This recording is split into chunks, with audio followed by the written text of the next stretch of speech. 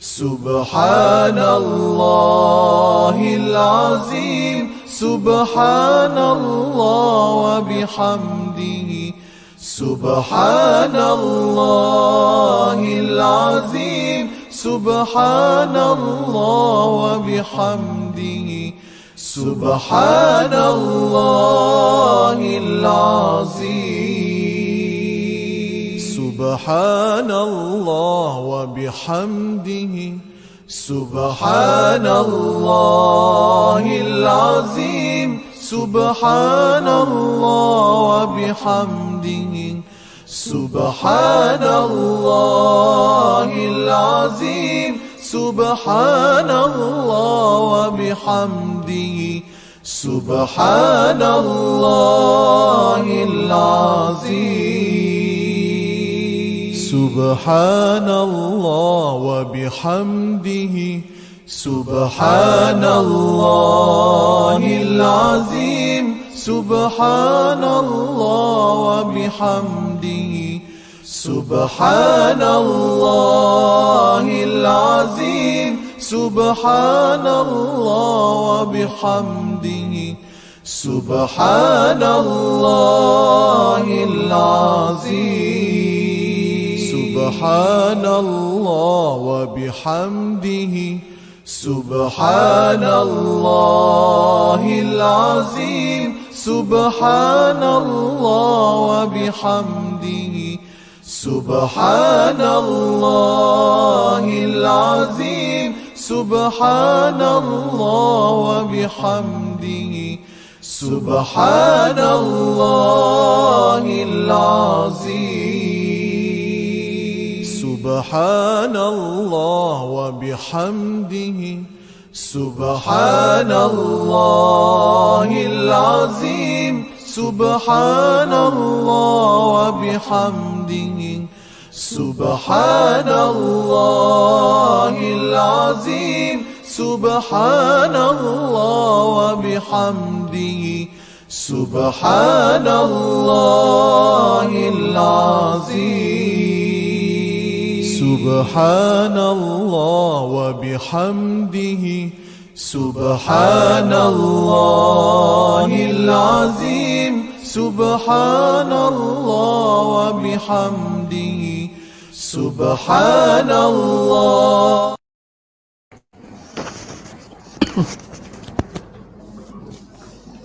أعوذ بالله السميع العليم من الشيطان الرجيم. بسم الله الرحمن الرحيم.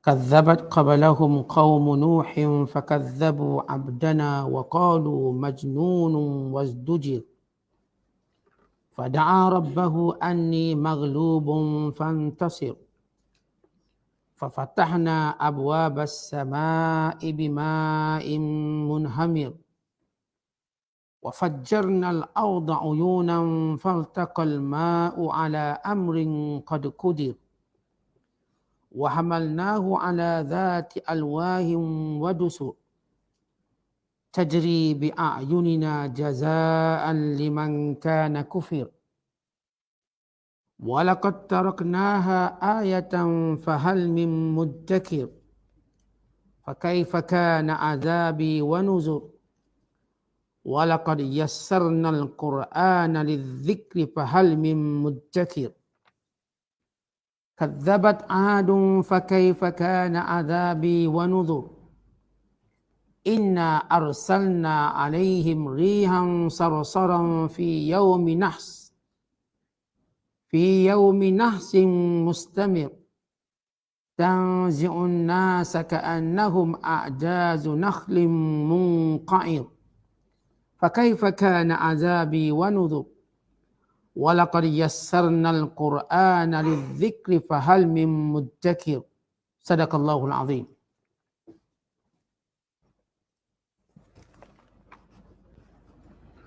Sebelum mereka, kaum Nabi Nuh juga telah mendustakan Rasulnya. Iaitu mereka mendustakan hamba kami Nabi Nuh. Serta mereka menuduhnya dengan berkata, ia seorang gila. Dan ia telah diancam dan dihalang daripada menjalankan dakwah agama.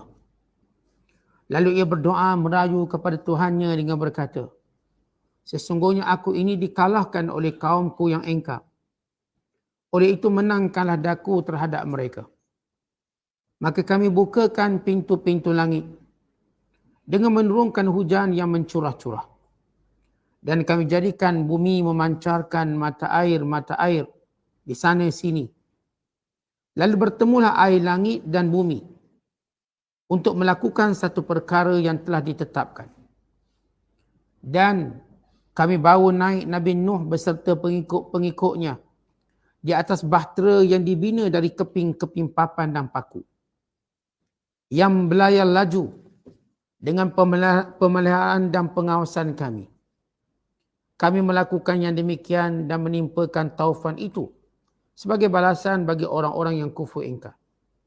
Dan demi sesungguhnya, kami telah jadikan bahtera itu sebagai satu tanda yang menjadi pengajaran. Maka adakah orang yang mau beringat dan insaf?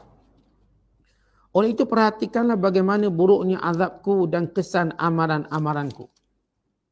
Dan demi sesungguhnya, kami telah mudahkan Al-Quran untuk menjadikan peringatan, untuk menjadi peringatan dan pengajaran. Maka adakah sesiapa yang mau mengambil peringatan dan pelajaran daripadanya? Demikian juga kaum Ad telah mendustakan Rasulnya. Lalu mereka dibinasakan. Maka perhatikanlah bagaimana buruknya azabku dan kesan amaran-amaranku. Sesungguhnya kami telah menghantarkan kepada mereka angin ribut yang kencang pada hari nahas yang berlanjutan, yang menumbangkan manusia gugur bergelimpangan, seolah-olah mereka batang-batang pohon kurma yang terbongkar. Maka perhatikanlah bagaimana buruknya azabku dan kesan amaran-amaranku. Dan demi sesungguhnya, kami telah mudahkan Al-Quran untuk peringatan dan pengajaran. Maka adakah sesiapa yang mau mengambil peringatan dan pelajaran daripadanya? Masih lagi kita berada dalam penafsiran surah Al-Qamar. Surah yang ke-54 pada juzuk yang ke-27. Bermula ayat yang ke-9 sehingga ayat yang ke-22. Ayat-ayat yang kita bacakan ini menceritakan kisah-kisah umat yang terdahulu, yang watak mereka mendustakan para rasul dan berkesudahan dengan kehancuran dan kebinasaan, untuk dijadikan pengajaran dan iktibar sepanjang zaman, supaya semua manusia mengetahui dari zaman Al-Quran ini diturunkan, yakni zaman Nabi Muhammad sallallahu alaihi wasallam, sehinggalah kepada zaman kita, siapa sahaja yang mendustakan kebenaran dan wahyu yang diturunkan pasti akan dibinasakan dan dihancurkan sebagaimana umat-umat yang terdahulu. Maka Allah menyebut contoh umat itu dan Allah menyebut contoh kebinasaan itu supaya manusia jelas siapa yang pernah dibinasakan. Ini bukan ancaman kosong. Ini bukan gertakan kosong. Ini bukan amaran kosong. Ini benar-benar sudah terjadi kepada kaum-kaum yang terdahulu, yang terkenal, lagi kuat, lagi panjang umur, lagi segala kelebihan ada pada mereka. Lalu didatangkan dengan azab-azab yang juga diketahui oleh manusia hari ini ialah bentuk azab. Kerana setiap apa yang berlaku pada zaman dahulu akan diulang oleh Allah. Untuk menunjukkan benda itu memang terjadi. Memang berlaku. Maka Allah Ta'ala memberi contoh kaum. Yang pertama yang kita bacakan dalam surah ini ada 4 kisah Nabi. Itu kisah Nabi Allah Nuh AS. Kisah Nabi Hud. Dan kisah Nabi Allah Saleh dan kisah Nabi Allah Lut AS. Malam ini kita baca ayat-ayat berkenaan dengan 2 kaum. Iaitu kaum Nabi Nuh dan kaum Ad, kaum Nabi Hud alaihissalam. Bagaimana Allah Ta'ala menghancurkannya sebagai suatu amaran kepada musyrikin Mekah yang menuduh Rasulullah sebagai ahli sihir, yang mendustakan baginda sallallahu alaihi wasallam. Di sebalik wahyu yang telah dibacakan, mukjizat yang telah ditunjukkan, dan segala apa yang mereka inginkan, dan jawapan kepada segala kekeliruan sudah jelas sudah terang, lagi bersuluh.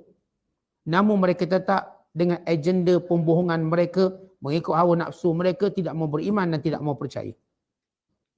Maka Allah datangkan kisah ini bagi memberitahu Nabi SAW, begitulah watak-watak para penentang sama. Dan dalam masa yang sama, Allah Ta'ala nak gembirakan Rasulullah. Setiap mereka menentang itu pasti akan binasa. Dan memberi amaran kepada orang-orang kafir. Begini kesudahan setiap mereka yang mendustakan kebenaran. Lalu Allah memulakan dengan berkata, Kadzabat qablahum, telah mendustakan sebelum mereka itu. yakni sebelum nabi-nabi yang terdahulu. Qaum Nuh, iaitu kaum Nabi Nuh sebagai contoh. Allah sebut semua nabi-nabi dahulu didustakan. Semua nabi-nabi yang Allah utuskan, para penentang tak mau percaya. Maka bukanlah kamu wahai Rasulullah SAW yang pertama didustakan. Kadzabat qablahum. Telah umat-umat terdahulu telah membohongi dan menolak rasul-rasul mereka. Qaum Nuhin, antaranya kaum Nabi Nuh. Fakadzabu abdana, lalu mereka membohongi apa yang dibawa oleh hamba kami. Nabi Nuh AS. Wa qalu, dan mereka berkata, majnun, gila. Wazdujir, lalu dihalang untuk tidak dibenarkan berdakwah. Baik, lafaz gila. Bukan Rasulullah sallallahu alaihi wasallam pertama digelar gila. Bahkan Nabi Nuh juga digelar gila. Bahkan Nabi-Nabi terdahulu digelar gila, bodoh dan lain-lain gelaran. Untuk menjauhkan manusia daripada para Nabi. Bahkan bukan sekadar dengan tuduhan. Wazdujir. Wazdujir maknanya dihalang. Jangan berceramah. Jangan berdakwah. Jangan lagi menyampaikan apapun kebenaran. Fada'a rabbahu anni maghlubun fantasir. Ketika mana Nabi Nuh AS melihat kaumnya tidak mungkin menerimanya lagi. Dan Allah telah menurunkan wahyu dengan berkata, wahai Nabi Nuh, yang beriman itu hanya yang beriman. Yang baki lagi tak akan beriman. Dan bila mana mereka menyekat Nabi Nuh daripada berkata-kata, jangan cakap, langsung. Dan mereka berjaya menghalangnya. Lalu Nabi Nuh tidak ada jalan lain melainkan mengadu pada Allah. Maka Nabi Nuh berdoa, anni maghlubun, ya Allah, aku dikalahkan oleh mereka. Aku disekat oleh mereka. Aku dihalang oleh mereka. Aku tidak mampu lagi menyampaikan dakwah pada mereka. Fantasir, maka bantulah aku. Balaslah atas kejahatan mereka. Kita tahu Nabi Allah Nuh AS ialah Nabi yang paling panjang umurnya. Setengah para ulama menyatakan umur Nabi Nuh AS ialah 1700 tahun. Dia ada 5 pandangan ulama tentang umur Nabi Nuh. Ada yang mengambil zahir Al-Quran iaitu 950 tahun. Ada yang mengatakan 1020 tahun. Ada yang mengatakan 1050 tahun. Ada yang menyatakan bahawa 1650 tahun. Dan paling banyak menyebut 1700 tahun. Kerana mereka mengambil secara kebiasaan para Nabi mendapat wahyu pada usia 40 tahun. Kemudian Nabi Nuh berdakwah selama 950 tahun. Seperti disebut dalam Al-Quran. Dan Nabi Nuh hidup selepas taufan selama 60 tahun. Ini secara pembahagian umur. Ada yang menyatakan Nabi Nuh dengan usianya 950 tahun. Waktu Nabi Nuh usia 300 tahun barulah dia beri wahyu. Dan selama 300 tahun dia berdakwah. Dan selepas taufan dia hidup 350 tahun. Itu 950. Ada yang menyebut Nabi Nuh mendapat wahyu umur 50 tahun. Dan berdakwah selama 950 tahun. Berarti 1000. Kemudian hidup lagi selepas itu dengan 70 tahun atau 50 tahun yang menjadikan angkanya 1050, 1020 yang saya dah sebut tadi. Pandangan-pandangan ulama. Tetapi sepakat ulama Nabi Nuh umur paling panjang. Disebut dalam hadis yang sahih.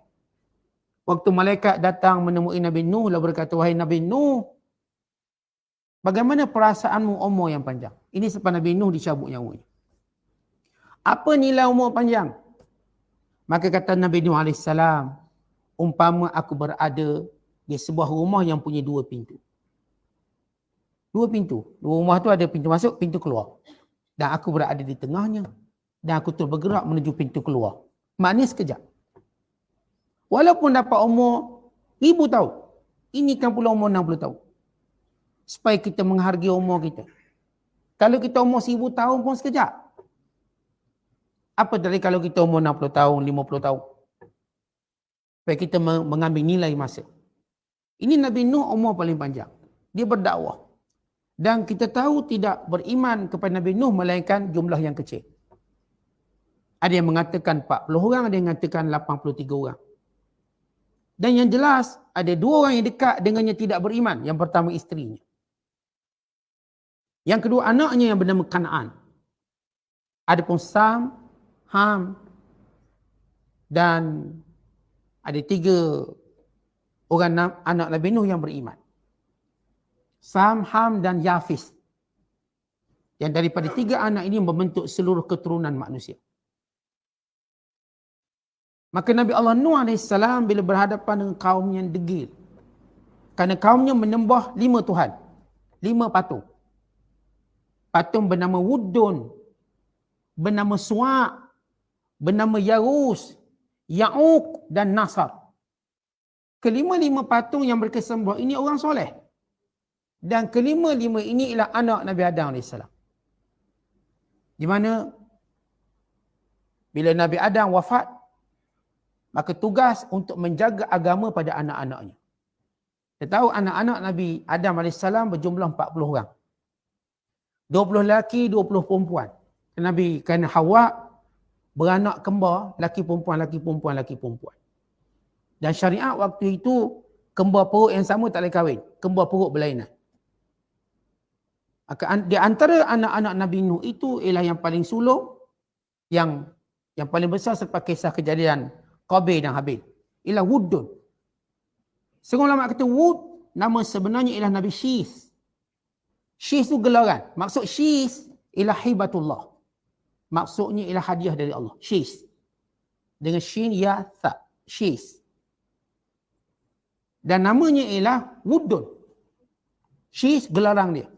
Wuddun, ini anak dia yang besar yang tinggal. Bersama dengan adik-beradik yang lain bernama Suwa', Yarus, Ya'uq dan Nasr. Disebut dalam surah Nuh. Nama-nama ini. Ini semua anak soleh. Yang suka bantu orang. Yang suka tolong orang. Sifat mereka pemurah. Di antara anak Nabi Nuh, anak Nabi Adam namanya Suwa'. Suwa' dia suka berubat orang. Ni kalau orang sakit perut ke sekian-sekian minta air. Minta doa. Manakala anaknya bernama Wud, suka membantu orang dengan kekayaan yang dia ada. Kambing, lembu, segala, gandum dan sebagainya. Dan kelima-lima ini anak soleh. Lalu akhirnya kelima-lima ini mati. Bila mati, mereka merinduinya, orang soleh ni. Lalu yang hidup bersama dengan mereka kata kita bina patung lah. Sebagai tizkariyah, kenangan. Lalu mereka membina patung besar. Patung ini berdekatan 5 patung. Ini cerita pertama manusia sembah patung. Asalnya ialah patung ini ialah suatu tugu untuk memperingati orang soleh. Sebagaimana kita bina tugu negara untuk memperingati pejuang-pejuang lawan komunis. Kita pun buat tugu negara. Kan tujuannya macam tu, asal. Akhirnya bertafakur depan patung. Setiap kali hari pahlawan. Dah ada unsur syirik. Maka kelima-lima patung ini asalnya cuma digambarkan untuk dikenang-kenangkan, diingati. Lalu mereka pun tengok inilah orang soleh. Lalu mereka ceritakan pada anak-anak mereka. Generasi pertama tak sesat. Generasi pertama kenal ini orang soleh. Dan tahu tujuan dibuat patung hanyalah sebagai peringatan. Tak lebih pada tu. Datang generasi anaknya. Anaknya pun dia ikut kuliah ayah dia, dia pun sama. Fahaman betul. Dia pergi pada anak, pada anak, pada anak. Yang kalau kita tahu setiap generasi, bila sampai ke peringkat berikutnya, makin lemah pegangannya. Dalam semua bab. Baik bab agama, baik bab ekonomi. Ayah kaya. Anak tumpang kaya ayah. Cucu makin malas, yang cicit lagi malas. Akhir papa balik. Lepas tu yang papa ni naik balik jadi kaya. Begitu dia macam tu. Golongan pertama struggle. Golongan kedua akan mewarisi kekayaan. Melanjutkan pembinaan empire. Golongan ketiga menguatkan lagi. Golongan empat tu kan buku untuh. Golongan kelima dia makan goyang kaki. Akhir hancur. Setiap benda. Kalau tuan-tuan tengok semua. Tamadun apa pun. Dia berakhir begitu. Demikian agama. Generasi pertama kuat. Ini generasi sahabat. Kemudian tabi'in. Kemudian tabi'in. Kemudian mula berlaku keruntuhan agama. Sikit demi sikit. Sampai zaman kita. Gaduhnya jadi makin besar. Kalau tak kembali pada asal, kita akan hilang pedoman dia. Maka kaum ini asalnya beriman. Dan ketiga-tiga berhala ini lambang orang soleh. Generasi demi generasi, akhirnya syaitan pun, iblis pun masuk. Iblis bergaul, lalu iblis berkata kepada generasi yang berikutnya yang tak tahu lagi sejarah. Sambil berkata, inilah Tuhan patung yang disembah oleh nenek moyang kamu. Ini cerita sejarah penyembahan berhala. Lalu mereka mula percaya. Kata iblis, patung inilah menyebabkan hujan turun. Dan patung ini juga penyembuh penyakit. Patung itulah bla bla bla. Akhirnya iblis berjaya menggoda. Sebelum ini iblis tak boleh goda. Yang boleh digoda cuma kisah Qabil dan Habil. Itu pun cuma goda rebut perempuan. Tujuan utama iblis goda biar manusia kufur. Kalau setakat rebut perempuan dia begitu je. Nak kufur, biar kufur. Biar masuk neraka sama dengan dia. Akhirnya dia mula berpeluang bila 5 anak soleh Nabi Adam wafat. Dan generasi bertukar. Sehingga datang kejahilan. Iblis beritahu inilah patung Tuhan yang disembah oleh nenek moyang kamu. Akhirnya mereka mula menyembah berhala. Ia berlaku selepas 1000 tahun kewafatan Nabi Adam. Atau 10 kurun. Asyaratu kurun. Maka Allah mengutuskan Nabi Nuh. Dan Nabi Nuh rasul pertama yang memerangi penyembahan berhala. Sebelum Nabi Nuh ada Nabi Idris. Nabi Idris AS tidak berhadapan dengan penyembahan berhala. Track ataupun suasana kaum keturunan itu masih lagi berpegang pada agama. Tapi berlaku pada zaman Nabi Nuh, mereka mula menyembah berhala. Allah utuskan Nabi Nuh pada usia 40 tahun. Sebagaimana sebagian Rasul-Rasul. Diutuskan pada usia 40 tahun. Melainkan kata ulama ada 2 je Rasul yang diutuskan sebelum 40 tahun. Pertama Nabi Isa, yang kedua Nabi Yahya. Kedua-dua ini sebelum 40 tahun menjadi Rasul. Yang lain semua 40 tahun. Ini sebahagian pandangan ulama tentang umur seorang dilantik jadi Rasul. Maka Nabi Nuh mula berdakwah. Dakwah demi dakwah.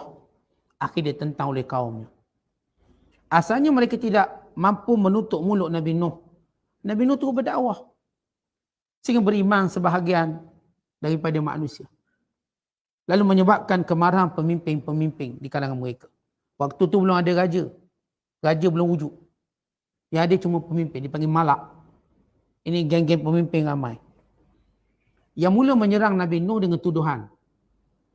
Akhirnya sampai peringkat mereka melakukan tindakan fizikal. Dengan cara mencekiknya, memukulnya. Ini sampai peringkat yang teruk. Bahkan dikatakan mereka mencekik Nabi Nuh sehingga pingsan. Khanaku hatta yukhsha alaihi. Mereka cekik sampai pingsan. Kemuncak kejahatan mereka. Mula cakap mulut. Sebab pengaruh mereka besar, pengikut mereka masih ramai. Tapi bila orang mula ikut Nabi Nuh, mereka mula takut. Sehingga berlaku kemarau yang dahsyat.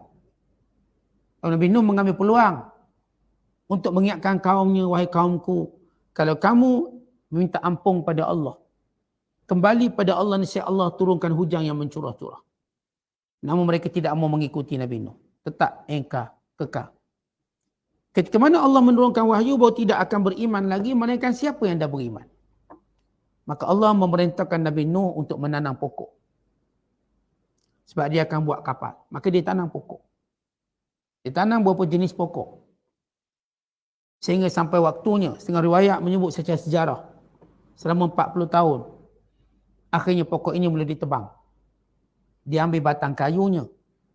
Lalu Allah Ta'ala memerintahkan Nabi Allah Nuh AS untuk membina kapal. Kalau Nabi Nuh membina kapal, apakah seorang diri? Tidak, dengan pengikut yang beriman.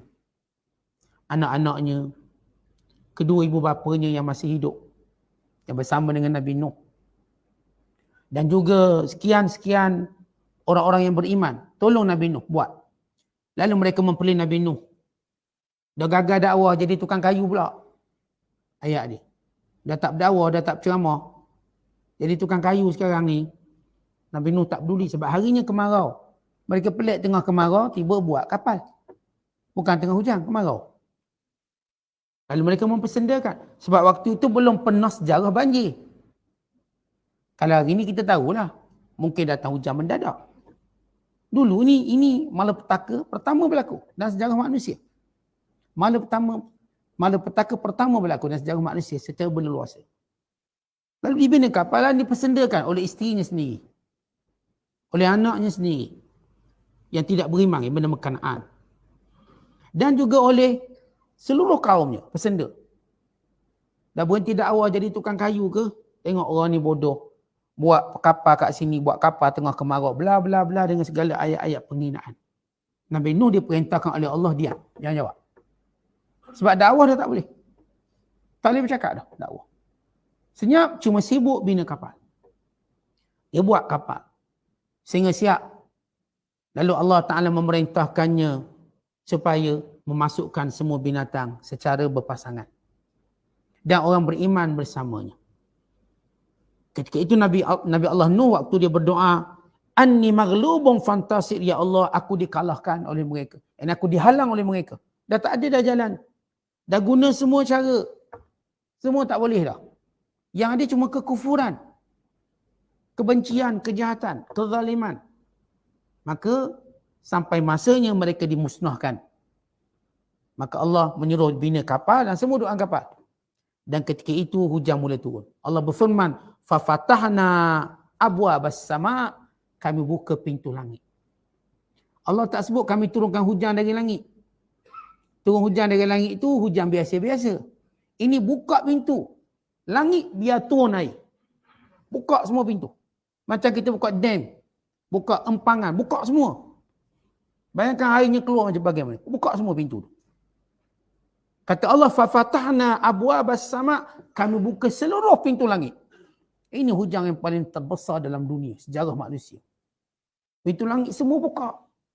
Sehingga semua pintu ini mengeluarkan hujan. Bima'im munhamir. Dengan air yang mencurah-curah banyaknya. Perkataan munhamirun artinya air yang begitu, kita katakan begitu banyak yang tak pernah berlaku sebelum ini. Dan tidak berlaku selepas itu. Tak ada lagi hujan sehebat hujan zaman Nabi Nuh. Kata Allah, wa fajjannal ard, dan kami keluarkan mata air bumi. Kali ini seluruh bumi ini mengeluarkan mata air semuanya. Kita ni tuan-tuan sekarang ada beberapa tempat dia keluar mata air yang kita korek. Tuan-tuan korek jadi telaga, maka keluarlah mata air. Atau tempat tu sekian-sekian keluarlah mata air. Bayangkan semua bumi ini keluarkan mata air. Wa fajjarna, dan kami jadikan semuanya mengeluarkan mata air. Uyunan.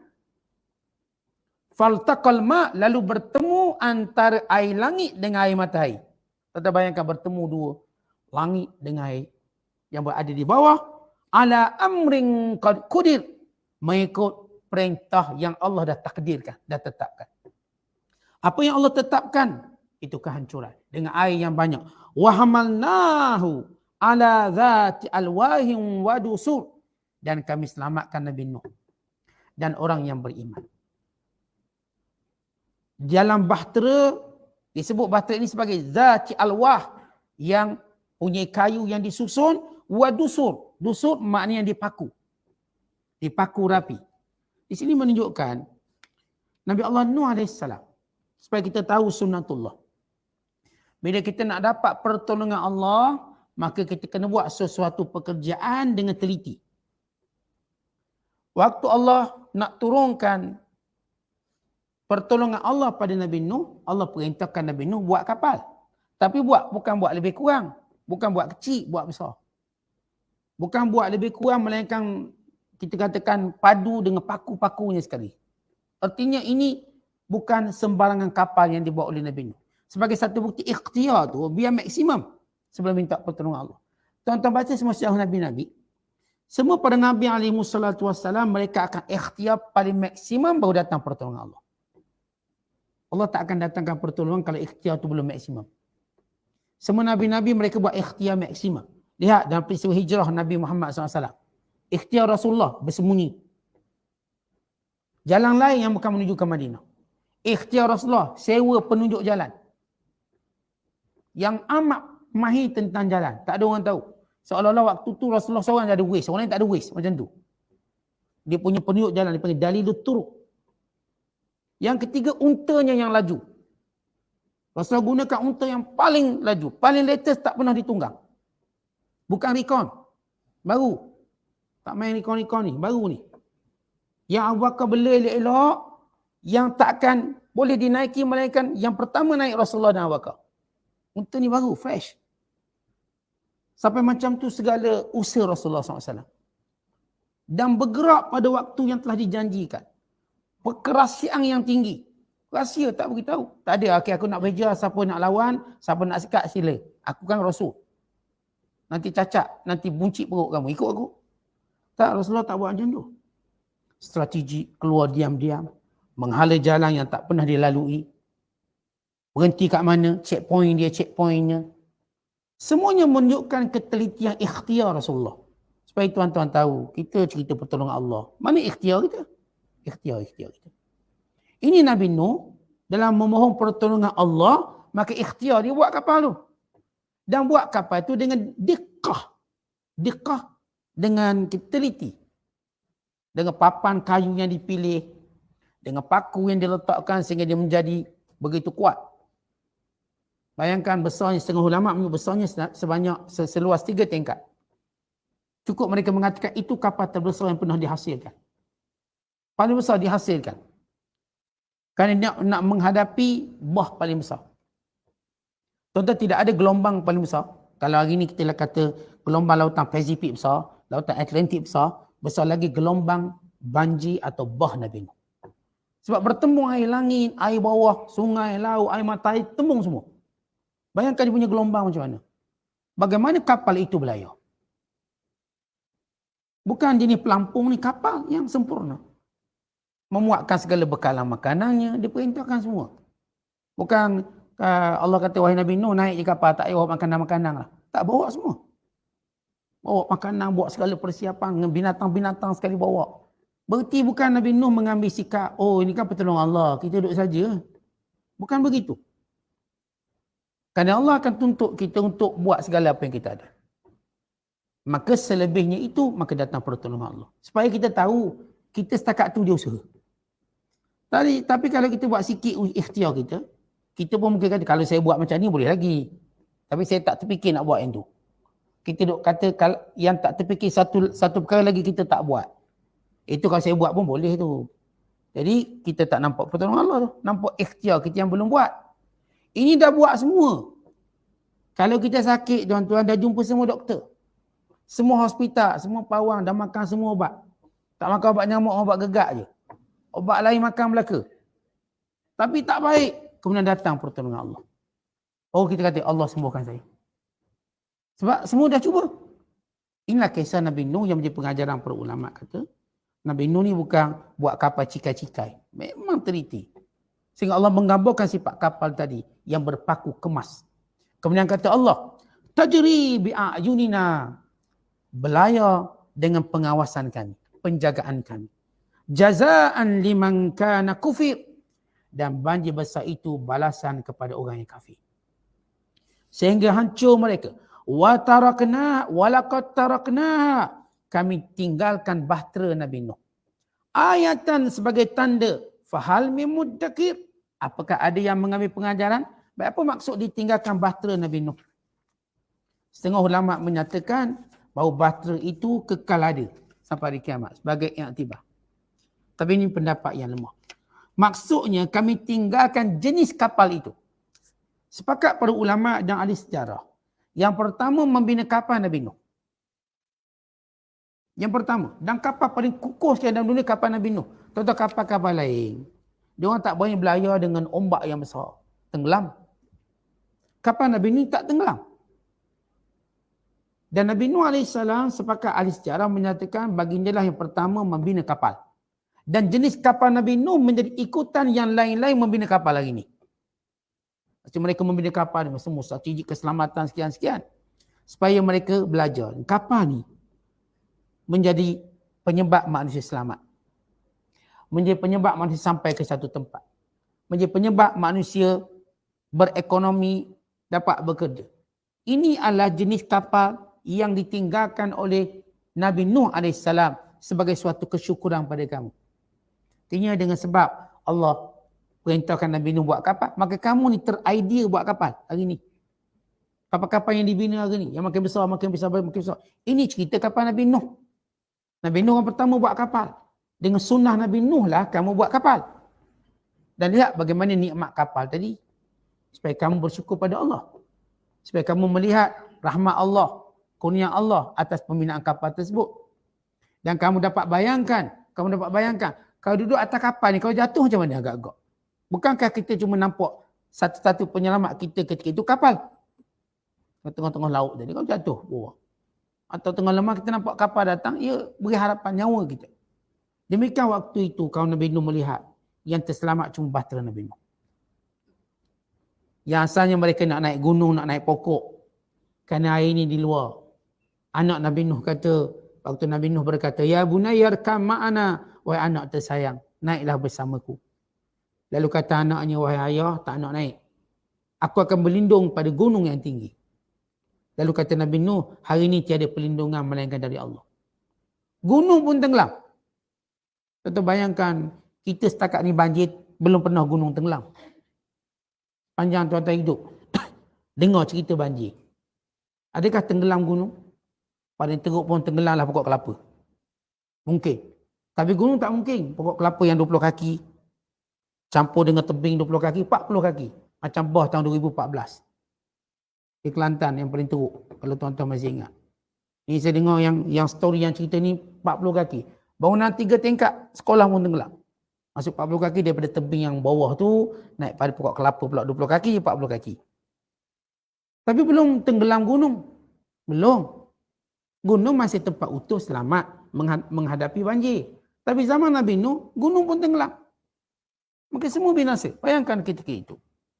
Semua yang kafir itu mati. Semua. Yang tinggal hanya orang beriman. Lihat kata Allah. Selepas itu. Fakaifa kana adhabi. Tengok azab aku. Tengok azab. Itu azab aku. Wa nudhur. Dan itu amaran dan peringatan aku. Kita tengok bila datang azab Allah, tak ada yang selamat.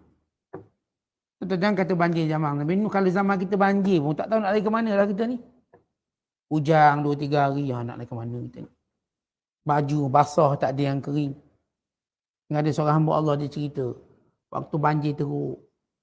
Rumah dia tak naik air tapi terkepung air. Rumah dia tempat tinggi, terkepung. Tapi pakaian semua basah belaka dah. Akhirnya helikopter jatuhkan pakaian. Yang lama-lama tu. Oh kita kan suka derma pakaian lama-lama. Dia kata itu pun nikmat. Dapat pakai baju kering. Sebab semua baju basah. Dan nikmat dapat pakai baju kering. Kalau bayangkan itu baru nikmat baju kering. Bayangkan nikmat-nikmat lain orang selamat daripada lemas. Kerana itu kata Allah, fakaifa kana azabi. Tengok macam mana kalau azab aku datang. Wa nuzur, dan peringatan aku datang. Walaqad yassarna al-Quran lidzikr fahal min muddakir. Sesungguhnya kami telah memudahkan Al-Quran ini. Bila Allah menyebut, sesungguhnya kami telah memudahkan Al-Quran untuk kamu hafaz. Memudahkan Al-Quran untuk kamu melafazkannya. Untuk kamu bertutur dengannya. Kami mudahkan kamu untuk memahami maknanya.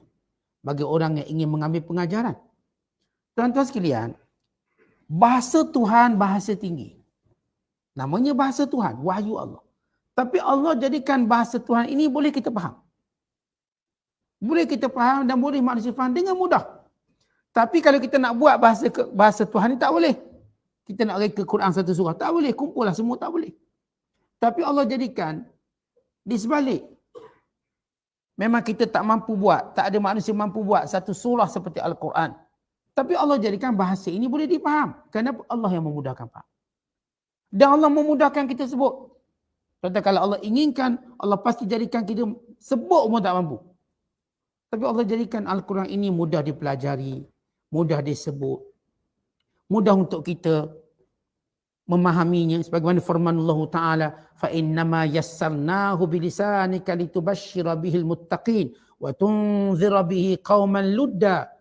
Bahawasanya kami mudahkan Al-Quran ini melalui lidahmu wahai Muhammad untuk kamu memberi khabar gembira kepada orang-orang yang bertakwa dan memberi amaran kepada kaum-kaum yang berdegik. Kata Ibn Abbas, laula anna Allah yassarahu ala lisanil adamiyyin mastata'a ahadun minal khalqi an yatakallama bi kalamillahi azza wa jalla. Kalau tidak kerana Allah yang memudahkan Al-Quran ini pada lidah-lidah anak-anak Adam, dan saya tidak ada seorang pun yang mampu di kalangan manusia ini untuk bertutur dengan kata-kata Allah ini. Tentu kata-kata Allah kita dah sebut tinggi nilainya. Sampai hari ini tak ada orang boleh cipta, tulis ataupun tiru ayat Quran, tak boleh. Tapi Allah jadikan kita mudah untuk baca. Mudah untuk faham. Mudah. Dan mudah untuk ambil pengajaran. Bukan kita dah sebut sebelum ini bagaimana Allah jadikan Quran ini, walaupun kita tidak bertutur dalam bahasa Arab, kita boleh baca. Boleh baca. Tuan-tuan boleh baca Quran. Kalau tuan-tuan misalnya ambil buku-buku lain bahasa lain, agak-agak boleh tak ambil buku Sepanyol, cuba baca 2 muka surat. Tak bunyi. Tak boleh bunyi. Tapi Al-Quran, kita baca, belajar sekejap, kita boleh baca sampai habis. Walaupun tanya mungkin tak faham makna secara direct. Buka pula terjemahan, faham. Ada terjemahan pula. Sebut mudah. Tuan-tuan bila dia orang kata bahasa paling susah nak belajar bahasa Arab. Paling susah nak belajar. Tapi bukan bahasa Quran. Maksudnya, bahasa Arab yang tuan-tuan nak belajar tu memang sukar. Tapi untuk faham Quran senang. Tuan-tuan bila kita belajar bahasa Arab, dia kita ada domain, ganti nama. Kita ada huwa, huma, hum. Hiya, huma, hunna. Anta, antuma, antum. Anti, antuma, antunna, ana, nahnu. 14 domain. Ganti nama. Dia lain-lain. Kalau kita cakap bahasa lain senang je bahasa Melayu. Saya pergi, dia pergi, tok dia pergi, moyang dia pergi. Semua pergi. Kita kalau bahasa lain, kalau anak azhabu. Kalau dia yazhabu. Kalau awak tazhabu. Kalau awak perempuan, tazhabina. Kan pening tu. Kalau nak belajar bahasa Arab tu pening. Tapi belajar Quran tidak. Tuan-tuan nak belajar Quran tak pening. 3 bulan pandai. Bahasa Arab 3 tahun, 3 kali tok guru mati, tak faham. Tapi kalau kita cerita nak belajar Quran, boleh. Tak payah tunggu tok guru mati. Kita pun dah pandai baca Quran. 2 bulan belajar, alhamdulillah pandai baca Quran. Tengok tafsir, faham, mudah sangat. Quran cerita dia, Allah mudahkan Quran. Allah mudahkan. Tapi saya kata kalau nak tuan-tuan nak belajar bahasa Arab, lain. Skill tu lain. Quran, dia lebih dia secara umumnya, dia jauh lebih tinggi daripada bahasa Arab percakapan, pertuturan harian kita. Tapi Allah mudahkan. Bacanya, hafalnya, fahamnya. Kita belajar tafsir pun, mudah faham. Kalau tuan-tuan pergi kelas bahasa Arab, faham tak? Ustaz Azhar ulang balik dah tak faham lah. Dia datang minggu depan, tak faham balik. Ustaz Azhar pun berhenti. Yalah, you orang tak payah. You orang tak payah, kawan tu berhenti lah. Tu saya tengok kelas-kelas bahasa Arab. Dia mula buka. Mula buka. Lama buka, tinggal seorang, 2 orang. Itu pun minta tangguh. Saya tangguh boleh. Patut dah tinggal seorang, minta lah belajar. Ajar saya seorang lagi, bagus, special. Tak minta tangguh, saya seorang yang tinggal. Maksud dia pun tak semangat sangat pun. Artinya cerita Al-Quran. Al-Quran yang hebat ini Allah mudahkan. Tuan-tuan belajar, alhamdulillah boleh baca. Anak-anak kita boleh baca, walau tak reti betul-betul bahasa Arab. Tapi boleh baca Quran dengan baik, berlagu. Tuan-tuan dah lama kita buat pertandingan bacaan Quran antarabangsa, asyik orang Malaysia aja menang. Sampai orang macam confused, betul orang Malaysia ni? Sekali-sekala berilah menang orang Arab sekali-sekala. Tapi ternyata bacaan orang Malaysia tu bagus. Lagunya sedap. Untuk tunjuk inilah mukjizat. Walaupun dia ni tak reti, ni orang Kuala Berang, almarhumah Hajar Rogaya, orang Kuala Berang. Kalau orang saya ni panggil orang Kuala Menjeng, Ulu Pueh. Maksud orang Ulu lah, cerita tempat tu Ulu. Tapi 7 kali Johan antarabangsa. Maksudnya hebat Al-Quran. Letak kat lidah mana jadi hebat. Orang gagak tak lidah orang gagak, jadi tak gagak. Sebab cara baca Quran tadi. Sehingga saya cakap dengan seorang pesakit stroke. Macam mana dia sembuh? Dia sembuh. Dia kata isteri dia setiap hari. Ajar dia baca Quran. Mula dengan surah lazim, Qul Huwallah. Ajar. Dia bercakap payah, Allah slow. Lama-lama dia kembali boleh bertutur. Dapat baca Quran dengan lancar dan dia boleh bertutur. Latihan dia baca Quran. Walau gagak-gagak dapat pahala. Walau gagak-gagak latih tu dapat pahala. Itu cara isteri dia. Dia kata, Ustaz, ini kerana kelebihan ni pada isteri saya. Yang bila saya kena stroke, suara cakap payah, maka isteri saya ajar saya keluar Allah. Qul a'udzu daripada falak, qul a'udzu bin nas, sekian suruh dia apa. Alhamdulillah saya pulih. Bila dia baca Quran, bunyi macam Arab. Artinya ini di antara mukjizat Al-Quran yang Allah kata, kami mudahkan Al-Quran. Tak ada kawan nampak ni. Dalam banyak-banyak bahasa, yang paling banyak orang baca Quran, walaupun bukan bangsa Arab, boleh dibaca. Jutaan manusia baca Quran dan kadang mereka bukanlah bercakap bahasa Arab. Yang tak berlaku pada bahasa lain. Ada tak bahasa lain, jutaan orang boleh baca buku dia dan kadang dia tak faham bahasa tu. Ada atau tidak? Ambil bahasa Portugis lah satu contoh. Ada tak jutaan manusia boleh baca bahasa dia? Melainkan dia kena belajar dulu Portugis dari A sampai Z. Pun dia tak akan jadikan dia sebagai bacaan setiap hari. Tapi Al-Quran Allah jadikan dia baca dan baca dan baca dan baca. Dalam sembahyang dibaca, lepas sembahyang dibaca. Maka Allah suruh kita fikir, lihatlah mukjizat Al-Quran. Tidak ada buku yang saya sebut semalam. Tidak ada buku yang dibaca berulang kali. Sehingga ulama kata, aku dah khatam Quran sebanyak 12,000 kali. Untuk menghadapi hari kematianku. Bila ada seorang anak perempuan, dia menangis tengok ayah dia nak mati. Dia kata, wahai anakku, kamu jangan menangis. Kerana setiap ruang rumah ini aku dah khatam Quran. Semua ni. Aku dah khatam Quran sebanyak 12,000 kali untuk aku menghadap Allah. Kita kan dengar cerita ada makcik tu umur tua, 3 hari sekali khatam. 3 hari khatam. Ada yang seminggu khatam, sebulan khatam. Dan mereka ulang baca. Yang tidak berlaku pada mana-mana bacaan lain. Tak berlaku. Tuan-tuan, tidakkah kita lihat itu satu mukjizat?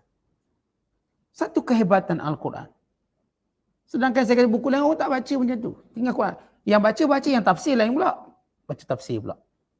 Lihat, ini dia meriahnya Al-Quran yang merupakan mukjizat yang Allah sebut. Walaqad yassarna lil Quran fahal min muddakir. Kami telah mudahkan semua perkara berkaitan dengan Al-Quran. Tak ada kau nak fikir kehebatan ini. Kalau kita fikir bab tu je, kita dah tahu hebatnya Al-Quran. Itu belum cerita pengajaran, iktibar dari setiap cerita dan berita dan setiap amaran yang Allah sebut dalam Al-Quran. Wallahu bissawab. Assalamualaikum.